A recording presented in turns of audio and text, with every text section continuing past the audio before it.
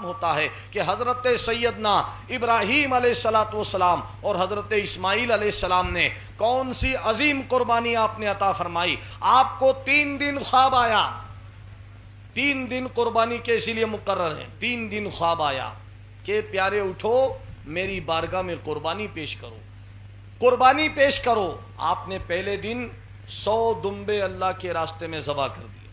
دوسرے دن پھر خواب آتا ہے اے پیارے اٹھو قربانی پیش کرو. 100 آپ نے اونٹ لے جا کر اللہ کی بارگاہ میں قربان کر دیے. اب میرے بھائیوں تیسرے دن پھر خواب آتا ہے اور خواب کے اندر آپ کو دکھایا جاتا ہے کہ آپ اپنے بچے کی گردن اس گلے پر چھری چلا رہے ہیں، اپنے بچے کو ذبح کر رہے ہیں. اور وہ بچہ جو آپ نے 80 سال تک اللہ سے دعا مانگ مانگ کر کے پایا تھا. تو اصل میں اللہ تعالیٰ فرما رہا ہے کہ جانور ذبح کر دینا قربانی نہیں ہے، اپنے بچوں کو اللہ کے راستے میں لگا دینا یہ قربانی ہے میرے بھائی. اپنے بچوں کو اس قابل بنا دینا، کیونکہ حدیث پاک میں آتا ہے کہ جب انسان کا انتقال ہو جاتا ہے تو سارے اعمال نامے بند کر دیے جاتے ہیں. 3 عمل ایسے جن کا ثواب مرنے کے بعد بھی جاری رہتا ہے.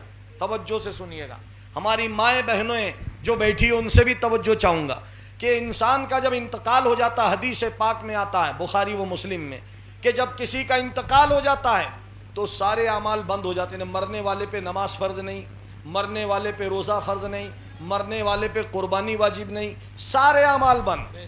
3 عمل ایسے ہیں جو مرنے کے بعد بھی جاری رہتے ہیں. سبحان اللہ. ایک تو فرمایا کہ مرنے والا کوئی ایسا علم چھوڑ کر جائے کہ مرنے کے بعد بھی لوگ اس سے فائدہ اٹھائیں. مثال کے طور پہ کوئی علم کی کتاب لکھ دے، کوئی بیماری کا علاج ایجاد کر دے. جیسے کورونا کووڈ-19 آیا تھا، اس کا کوئی ٹیکہ ایجاد کر کے چلا جائے. جتنے لوگوں کو اس سے فائدہ ہوگا مرنے والے کو ثواب ملتا جائے گا. فرمایا اگر علم چھوڑ کر نہ جائے، ہنر چھوڑ کے نہ جائے. دوسرا فرمایا کوئی ایسا کام کر کے چلا جائے کہ اس کے مرنے کے بعد بھی لوگ اس سے فائدہ اٹھائیں. مثال کے طور پر لوگوں کے لیے کنواں کھدوا دیا جائے، پیاؤ لگا دیا جائے.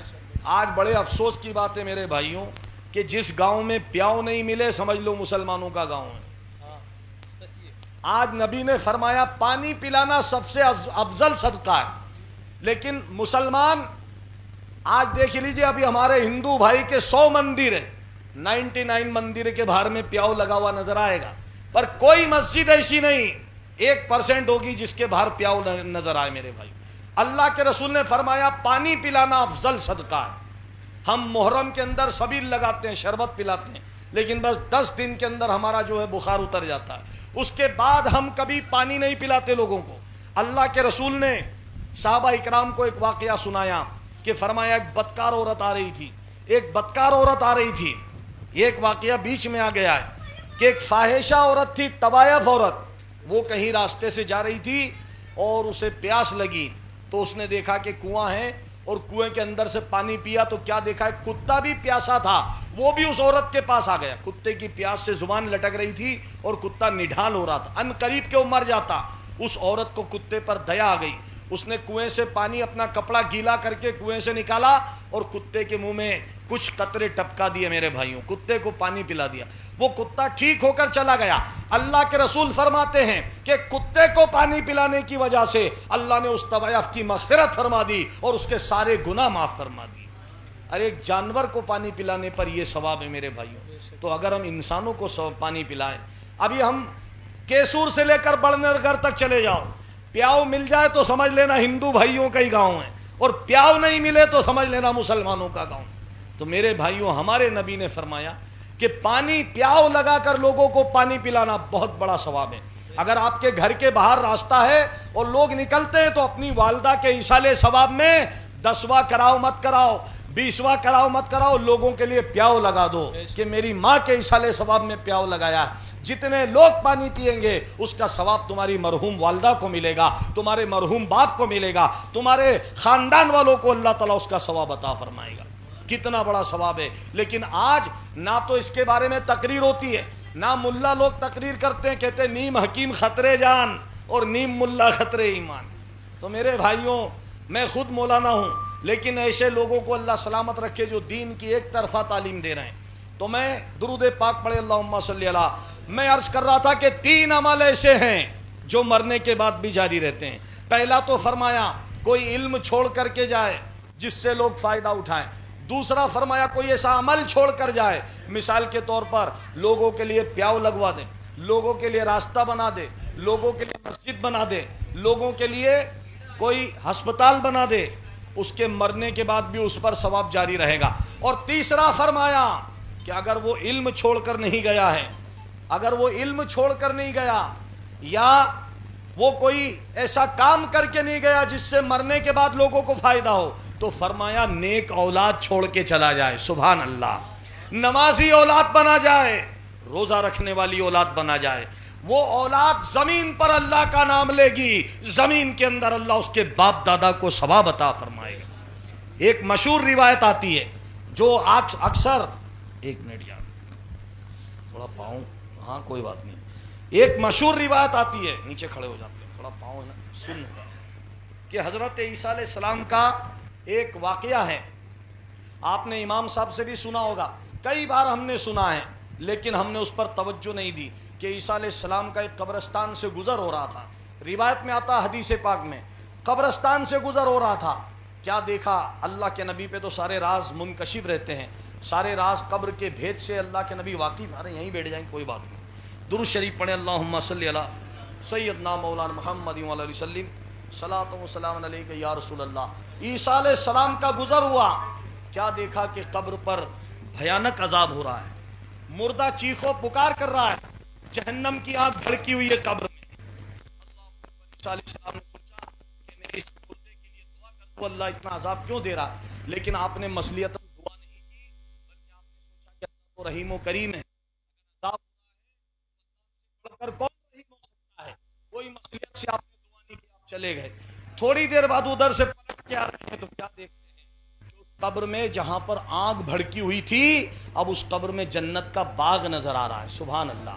عیسیٰ علیہ السلام حیرت میں کہ مولا ابھی میں قبر کے قریب سے گزر کے گیا تھا تو میں نے جہنم کی آگ بھڑکتی ہوئی دیکھی, اور ابھی یہ تو مر چکا, اس نے کون سی نیکی کر لی, کیا نماز پڑھ لی مرنے والے نے یا روزہ رکھ لیا, کون سی نیکی کر لی, کبھی میں ترنت ادھر سے آیا تو اس پر عذاب کے بجائے ثواب ہو رہا ہے, اور قبر جہنم کی آگ میں باغ لگ چکا ہے. سبحان اللہ. تو اللہ تعالیٰ نے غیب سے آواز دی, عیسیٰ یہ جب انتقال کیا گیا تھا تو اس کی عورت کو حاملہ چھوڑا تھا, نہیں اس عورت کو حمل ٹھہرا ہوا تھا.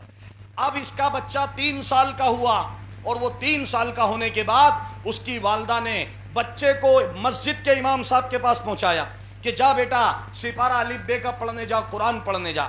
جیسے ہی اس مولانا نے بچے سے کہا پڑھ بیٹا بسم اللہ الرحمن الرحیم, تو اسی وقت میں نے اس بچے کی, اس مولانا کی اور قبر کے اندر اس کے باپ کی مغفرت فرما دی کہ میں اسے زمین کے اندر عذاب کیسے دوں, زمین کے اوپر جس کا بچہ میرا نام لے رہا ہے. آج ہمارے یہاں انتقال ہو جاتا ہمارے والد کا, چلو صاحب امام صاحب نماز جنازہ پڑھانا ہے, چلو میت کو غسل دینا ہے. کیوں میرے بھائی, باپ کا جنازہ پڑھانا بیٹے کا حق ہے, باپ کو غسل دینا بیٹے پہ فرض ہے, باپ کی فاتحہ پڑھنا بیٹے پہ. یہ ہمارے جیسے کرائے کے ملا اگر فاتحہ پڑھیں گے تو باپ کی روح خوش نہیں ہوگی, باپ کا بیٹا فاتحہ پڑھے گا تو باپ کی روح خوش ہوگی, باپ کا پوتا اگر پڑھے گا فاتحہ تو روح خوش ہوگی. آپ دیکھیے میرے بھائیوں, جب غسل ہوتا ہے تو میت کو امام صاحب کو بلا لیتے, کیوں, ہم نہیں سیکھتے, ہم نے سارے کام سیکھ لیے الٹے سیدھے, لیکن میت کو غسل دینا نہیں سیکھا. ہم نے سارے الٹے سیدھے کام سیکھ لیے, لیکن میت کو کفن کس طرح دیا جاتا یہ نہیں سیکھا. میرے بھائیوں, جب باپ کی زمین ہوتی ہے اس پر تو ہمارا قبضہ ہو جاتا ہے, باپ کی زمین کتنی ہے اس پر اپنا حق ہے کہ باپ کا مال ہے, باپ کی زمین ہے, باپ کی دکان ہے, باپ کا مکان ہے. کیوں بھائی, باپ کا جنازہ نہیں نظر آتا, باپ کا غسل نظر نہیں آتا, باپ کی فاتحہ نظر نہیں آتی, وہ امام صاحب پڑھیں گے. ابھی صاحب انتقال ہوا ہمارے یہاں پر شمیم خاتون کا, اگر کسی کا انتقال ہوتا ہے امام صاحب غسل دینے جا رہے ہیں, امام صاحب کفن پہنا رہے ہیں, تو میرے بھائیوں اگر میت کے نام پہ زمین ہے تو 1 بیگھہ زمین امام صاحب کو بھی ملنی چاہیے. بھائی میں نے یہ بات ہمارے گاؤں میں پرستاؤ, پنچایت کے اندر نیم ہونا چاہیے کہ میت کو غسل امام صاحب دے رہے ہیں, کفن امام صاحب پہنا رہے ہیں, تو کم سے کم 1 بیگھہ زمین اس کی وراثت کی امام صاحب کو بھی دینی چاہیے. ایک کیوں صاحب فاتحہ امام صاحب پڑھ رہے 10ویں 20ویں میں, ہر گاؤں کی پنچایت میں نیم بنانا چاہیے کہ امام صاحب کو 1 بیگھہ زمین دی جائے گی. اگر یہ نیم بنایا جائے تو سارے بچے اور سارے لوگ فاتحہ سیکھ جائیں گے, غسل بھی سیکھ جائیں گے, کیونکہ بھیا اب زمین کا سوال آ گیا ہے, پہلے دین کا سوال تھا. تو میرے بھائیوں, ضرورت اس کی ہے کہ جس طرح باپ کی کھیت پہ اپنا حق جتاتے ہو, جس طرح باپ کی دکان پہ اپنا حق جماتے ہو, جس طرح باپ کے مال پہ اپنا حق جتاتے ہو, اسی طرح باپ کے جنازے پر بھی اپنا حق جتاؤ, اسی طرح باپ کی نیاز پر, باپ کی فاتحہ پر, باپ کے تمام معاملات پر اپنا حق جماؤ, تب جا کر کے تم اصلی بیٹے کہلاؤ گے میرے بھائیوں. اب صاحب آواز اگر نہیں جا رہی ہے تو آواز والوں کو میں کہنا چاہوں گا کہ بھیا پاس میں کیوں بیٹھے, یہاں پہ آ جائیں, آواز بھی آئے گی اور آپ کو ثواب بھی آئے گا انشاءاللہ. درود پاک پڑھیں, اللہم صلی علی سیدنا مولانا محمد وعلی وسلم. تو میرے بھائیوں, اگر دنیا میں کچھ لے کے جاؤ نہ جاؤ, مرنے سے پہلے اپنے بچے کو نمازی بنا کے جاؤ, مرنے سے پہلے اپنے بچے کو روزہ دار بنا کر جاؤ, مرنے سے پہلے اپنے بچے کو تعلیم یافتہ بنا کر جاؤ, مرنے سے پہلے اپنے بچے کو نیاز و فاتحہ سکھا کر جاؤ, تاکہ بچہ ہماری قبر پر فاتحہ پڑھ سکے, بچہ ہمیں غسل دے سکے, بچہ ہمیں کفن پہنا سکے, بچہ ہمیں قبر میں دفن کر سکے. اگر ہم نے یہ کر دیا تو میرے بھائیوں 10واں 20ویں کی ضرورت نہیں ہے, آپ کو آپ کا بچہ ہی کافی ہے. جب تک بچہ زندہ رہے گا قبر میں عذاب, قبر میں اس کے باپ کو ثواب ملتا رہے گا. پڑھیے درود پاک, اللہم صلی علی سیدنا مولانا محمد وعلی وسلم, صلاۃ و سلام علیک یا رسول اللہ. تو آج سب سے بڑی نیکی کون سی میرے بھائیوں؟ بے شک نماز پڑھنا عبادت ہے, بے شک روزہ رکھنا عبادت ہے. بہت شاندار آواز کر دی ماشاءاللہ. یہیں پہ بیٹھ جائے, آواز نہیں آ رہی, جن کو آواز نہیں آ رہی ان کو یہاں بلایا جائے انشاءاللہ. کان میں بھی آواز آئے گی اور کان سے دل تک آواز آئے گی. درود پاک پڑھیں, اللہم صلی علی سیدنا مولانا محمد وعلی وسلم, صلاۃ و سلام علیک یا رسول اللہ. سب سے بڑھ کے عمل کون سا ہے میرے بھائیوں اسلام کے اندر؟ آپ کہیں گے کہ صاحب نماز پڑھنا ہے, بے شک نماز مومن کی معراج ہے. دوسرا عمل کون سا ہے؟ روزہ رکھنا, بے شک روزہ رکھنا بہت بڑی نیکی ہے. تیسرا ثواب کون سا؟ حج کرنا. لیکن میرے بھائیوں صحابہ اکرام کا مجمع لگا ہوا تھا, اللہ کے نبی تشریف فرما تھے, فرمایا اے میرے صحابیوں, میں تمہیں وہ عمل نہ بتاؤں کہ جس عمل کا ثواب ہزاروں نماز پڑھنے سے زیادہ ہے, ہزاروں روزہ رکھنے سے زیادہ ہے, ہزاروں حج کرنے سے زیادہ ہے. اے نماز پڑھنے والوں, روزہ رکھنے والوں, حج اور عمرہ کرنے والوں, کان کھول کے سنو وہ ثواب کون سا ہے. تو اللہ کے رسول نے فرمایا, صحابہ کرام نے پوچھا یا رسول اللہ کون سا عمل ہے جس کا ثواب ہزاروں نمازوں سے, ہزاروں روزوں سے, ہزاروں حج سے بڑھ کر ہے؟ تو اللہ کے نبی نے فرمایا کہ اگر دو مسلمانوں کے بیچ میں جھگڑا ہو, دو مسلمانوں کے بیچ میں واد وواد ہو, چاہے وہ دو پڑوسی ہوں, دو میاں بیوی ہو, یا کوئی آس پڑوسی ہو یا رشتہ دار ہو, دو مسلمانوں کے بیچ میں اگر واد وواد ہو, اگر جھگڑا ہو, فساد ہو, ان دو مسلمانوں کے بیچ میں اگر کوئی صلح کروا دے گا, سمجھوتا کروا دے گا, تو اللہ اسے ہزاروں نمازوں کا ثواب عطا فرمائے, ہزاروں روزوں کا ثواب عطا فرمائے. آج گاؤں گاؤں میں پھوٹ پڑی ہوئی ہے, گھر گھر میں پھوٹ پڑی ہوئی, ساس بہو میں جھگڑا چل رہا ہے, بھائی بھائی کی نہیں بن رہی ہے, باپ بیٹے کے اندر بھی بات ہو گیا ہے. میرے بھائیوں تم حج کرنے جا رہے ہو کعبے میں, ارے کیا ملے گا تجھے کعبے میں؟ تیرے باپ سے تیری بول چال بند ہے, تیرے بھائی سے تیرا آنا جانا بند ہے, تیری ماں سے تیرا بول چال بند ہے. کیا ملے گا تجھے کعبے کا چکر لگا کر؟ میرے بھائی اگر تو اپنے بھائی کو خوش کرتا ہے, اگر تو اپنی ماں کی خدمت کرتا ہے, اگر تو اپنے باپ کی فرما برداری کرتا ہے, تو تیرا کعبہ بھی یہی ہے, تیرا مکہ بھی یہی ہے, تیرا مدینہ بھی یہی ہے. اللہ کے رسول کی بارگاہ میں ایک شخص آئے تھے, یا رسول اللہ صلی اللہ علیہ وسلم میں جہاد پہ جانا چاہتا ہوں. نے کہا اللہ کے راستے میں شہید ہونا چاہتا ہوں. اب شہید ہونے کا کتنا بڑا ثواب ہے کہ تلوار چلا کر اسلام کے لیے, ستیہ اور اہنسا کے لیے, شانتی اور سدبھاونا کے لیے, انسانیت کی خدمت کے لیے, ظلم کو ختم کرنے کے لیے, یا رسول اللہ میں جہاد میں جانے کی اجازت مانگتا ہوں. اللہ کے رسول نے پوچھا کہ اے شخص یہ بتا کیا تیرے ماں باپ زندہ ہیں؟ تو اس نے کہا یا رسول اللہ باپ تو گزر گئے, ماں زندہ ہے. تو اللہ کے رسول نے فرمایا گھر جا, اپنے ماں کی سیوا کر, اپنے ماں کی خدمت کرنا اللہ کے راستے میں مر جانے سے بھی زیادہ افضل ہے, مر جانے سے زیادہ افضل ہے.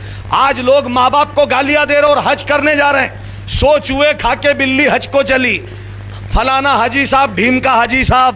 ارے میرے بھائی हाजी तो आदमी तब बनेगा, नमाजी तब बनेगा जब उसके भाई से उसका प्रेम भाव होगा, उसके बीवी बच्चों से उसका सलूक अच्छा होगा, उसके पड़ोसी उससे राजी होंगे, उसके रिश्तेदार उससे राजी होंगे। आज गांव गांव का यह हाल हो गया है कि साहब फला आदमी को मत बुलाना, उससे हमारा झगड़ा है। कोई किसी को फातिया में नहीं बुला रहा है, कोई किसी को शादी में नहीं बुला रहा है। नौबत यहां तक आ गई कि मैयत में जाने के भी लायक नहीं है। अल्लाह के रसूल ने फरमाया जो रिश्तेदारी तोड़ देता है अल्लाह ताला अपनी रहमत से उसे तोड़ देता है।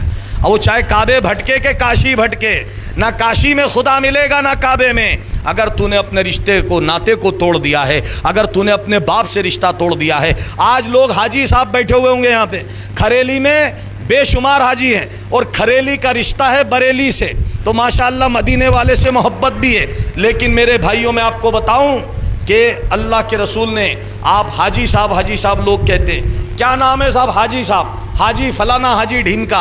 अगर उसको हाजी नहीं बोला गया तो झगड़े हो जाएंगे, नहीं साहब नाम काटो हाजी लिखो।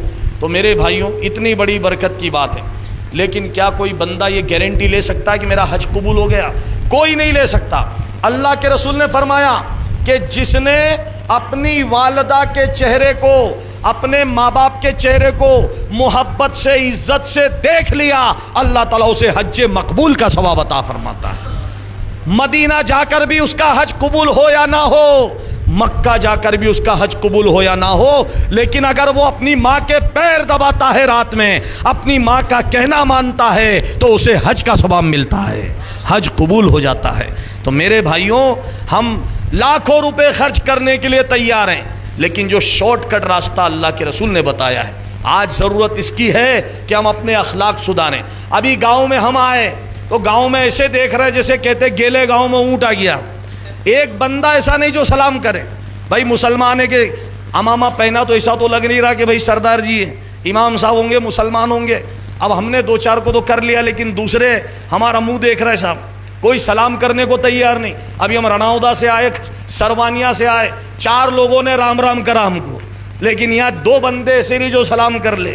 मैंने कहा अल्लाह ताला क्या आसारे क़यामत है। वो लोग तो राम राम करने को तैयार, लेकिन मुसलमान सलाम करने को तैयार नहीं। अल्लाह के रसूल ने फरमाया कि तुम उस वक्त तक मोमिन नहीं हो सकते जब तक आपस में मोहब्बत ना कर लो, और तुम्हारे आपस में मोहब्बत उस वक्त तक नहीं हो सकती जब तक तुम सलाम को आम ना कर लो। जब सलाम तुम्हारे बीच में आम हो जाएगा, तुम एक दूसरे को सलाम करोगे, तो इंशाअल्लाह तुम्हारे दिल में एक दूसरे की मोहब्बत पैदा होगी, और जब एक दूसरे की मोहब्बत पैदा होगी तुम मोमिन बन जाओगे, सच्चे मुसलमान बन जाओगे। तो मेरे भाइयों, हाजी साहब बाद में बनना, नमाजी साहब बाद में बनना, पटेल साहब बाद में बनना, पहले मोमिन बन जाओ मेरे भाइयों। मोमिन बन गए तो नमाजें भी कबूल हो जाएगी, मोमिन बन गए तो हज भी कबूल हो जाएगा, मोमिन बन गए तो मस्जिद भी कबूल हो जाएगी। माशाअल्लाह हम 10 साल पहले आपके गांव में आए थे, जब देखा था कि साहब मस्जिद छोटी थी और मकान बड़े बड़े थे, लेकिन आज माशाअल्लाह मकान भी बड़े और मस्जिद भी बड़ी हो गई। माशाअल्लाह आलीशान मस्जिद आपने तामीर की है। अल्लाह ताला मस्जिद की तामीर में जिन लोगों ने भी हिस्सा लिया है, अल्लाह ताला उनके खेत खलियान में बरकत अता फरमाए, और जिस तरह पैसे से मस्जिद को आबाद किया है, उसी तरह हम अपने सरों से, अपने सजदों से, अपनी इबादत से भी हम मस्जिद को आबाद करें। सबसे बड़ी नेकी क्या है, और वो कौन सा बंदा है जो अल्लाह के नज़दीक सबसे ज़्यादा महबूब हो? क्या नमाज पढ़ने वाला अल्लाह को पसंद है? बेशक पसंद है। क्या रोज़े रखने वाला पसंद है? बेशक पसंद है। क्या हज करने वाला पसंद है? बेशक पसंद है। लेकिन अल्लाह के रसूल फरमाते हैं कि तुम्हारे अंदर अल्लाह और उसके रसूल से सबसे ज़्यादा महबूब वो है। आज लोग कहते हैं साहब हम अल्लाह से मोहब्बत रखते हैं, रसूल से मोहब्बत रखते हैं, लेकिन अल्लाह किससे मोहब्बत रखता है? तो अल्लाह के रसूल फरमाते हैं कि सबसे ज़्यादा अल्लाह और उसके रसूल के नज़दीक वो मुसलमान मोहब्बत वाला है जिसका व्यवहार अच्छा हो, सुभान अल्लाह, जिसका अखलाक अच्छा हो, अपने बीवी बच्चों के साथ, अपने पड़ोसियों के साथ, अपने माँ बाप के साथ जिसका व्यवहार अच्छा हो, जिसके संस्कार अच्छे हों, जिसका बिहेवियर अच्छा हो, जिसके अखलाक अच्छे हों, वो मुसलमान अल्लाह रसूल को सबसे ज़्यादा पसंद है। मेरे भाइयों, आज हमारे अखलाक बिगड़ गए, हमारी मोहब्बत बिगड़ गई। मुसलमान का नाम झगड़ा फसाद के लिए याद करने लगा, मुसलमान का नाम कोर्ट कचहरी और थाने के लिए याद करने लग गया। आज मेरे भाइयों, अखलाक की कितनी बड़ी बरकत है कि एक में वाक़या मुझे याद आता है। ये वाक़या हिंदुस्तान की आज़ादी के वक्त, 1947 के वक्त का, जब देश आज़ाद हो रहा था, पूरे हिंदुस्तान में नफ़रत की आंधी चल रही थी। आधे इधर आधे उधर वाला मामला था, तकसीम की पॉलिसी थी, पाकिस्तान बन रहा था, मुसलमान भाग कर इधर जा रहे थे, उधर से हिंदू लोग भाग कर इधर आ रहे थे, और बेचारे पंजाब का दो टुकड़े हुए तो सिख लोग ना इधर के रहे ना उधर के रहे, आधा पंजाब पाकिस्तान में और आधा पंजाब इंडिया में। तो मेरे भाइयों 1947 का ज़माना था, ध्यान से सुनिएगा मेरी इस बात को, 47 का ज़माना था। उस ज़माने के अंदर बरेली के पास एक गांव था, जैसा आपका खरेली है ऐसे ही बरेली शरीफ से 100 किलोमीटर दूर एक गांव था। उस गांव में थोड़ी आबादी मुसलमानों की थी और बड़ी आबादी हिंदू समाज की थी। तकरीबन 2000 के करीब मकान हिंदू समाज के थे और 30-40 मकान मुस्लिम समाज के थे। मुसलमान अपनी ज़मीन पर मस्जिद बनाना चाह रहे थे, लेकिन गांव की बड़ी आबादी उनको मस्जिद नहीं बनाने दे रही थी, मस्जिद नहीं बनाने दे रही, रोक लगा दी। गांव का जो सरपंच था हिंदू समाज से, उसने धमकी दे दी थी कि अगर यहाँ पर मस्जिद बनाई तो खून खराबा हो जाएगा, दंगा फसाद हो जाएगा, खून की नदियाँ बह जाएगी, तुम लोग मस्जिद मत बनाना। चनांचे मुसलमानों की आबादी कम थी, कहा अगर हम मस्जिद बनाएंगे गांव में विवाद हो जाए, शांति भंग हो जाएगी। उस दौर के अंदर मेरे भाइयों एक मौलाना साहब बरेली में रहते थे। उस दौर के मौलाना भी ऐसे ही थे, आज के मौलाना जैसे नहीं मुल्ला की दौड़ मस्जिद तक। उस दौर के मौलानाओं का मुसलमान भी एहतराम करते थे, हिंदू भाई भी एहतराम करते थे, हिंदू भाइयों से भी जुड़े हुए रहते थे, उनके दुख दर्द में भी काम आते और मुसलमान भाइयों से भी जुड़े रहते थे। तो उस दौर में मौलानाओं का बहुत असर था और मौलाना जो आलिम दीन होते थे उनकी बात हिंदू भी मानते थे। तो गांव के लोगों ने सोचा कि अगर हम मस्जिद बनाएंगे और ज़बरदस्ती की तो गांव में झगड़ा हो जाएगा, विवाद हो जाएगा, शांति भंग होगी, क्या करें, चलो बरेली शरीफ में एक मौलाना साहब रहते हैं, उनके पास जाकर मसला बयान करते हैं, वो आकर समझा देंगे तो मसला हल हो जाएगा। गाँव के कुछ लोग मुसलमान लोग जो मस्जिद बनाना चाह रहे थे वो बरेली शरीफ गए और उस मौलाना साहब से मिले, 47 का वाक़या, और कहा कि मौलाना साहब ऐसी ऐसी बात है, आप आकर समझा दीजिए। तो मौलाना साहब ने कहा कि ठीक है, आप लोग जाओ, थोड़े दिन बाद मैं आऊँगा गांव में टाइम निकाल के और आपका मसला हल करूँगा, सरपंच से बात करूँगा। चुनांचे वो लोग बरेली आ गए। अब उस दौर में साधन इतने नहीं थे मेरे भाइयों, जैसे आजकल लोग हैं, साधन इतने नहीं थे, कोई इतनी गाड़ी घोड़े नहीं थे। एक बस बरेली से उस गाँव में जाती थी और शाम को वही बस वापस बरेली आती थी। मौलाना साहब की उम्र है 60-70 साल, लकड़ी टेक के चल रहे हैं। 8 दिन के बाद उन्होंने उस गांव में जाने के लिए बरेली के बस स्टैंड गए, बस में बैठने के लिए। जैसे ही वो बस में बैठे, बस में आकर सीट पर बैठ गए, बस में सवारी चढ़ती गई, काफ़ी लोग बस में हो गए, लोग स्टैंडिंग में आ गए, यानी लोग खड़े हो गए। जब बस चलने लगी तो मौलाना साहब ने क्या देखा कि एक हिंदू घराने की एक नौजवान लड़की, उसके हाथ में दूध पीता बच्चा था, वो बस में खड़ी थी। बस चलती थी, कभी वो इधर हिलती कभी उधर हिलती, उसका बच्चा भी गिर सकता था। मौलाना साहब को ये देखा नहीं गया।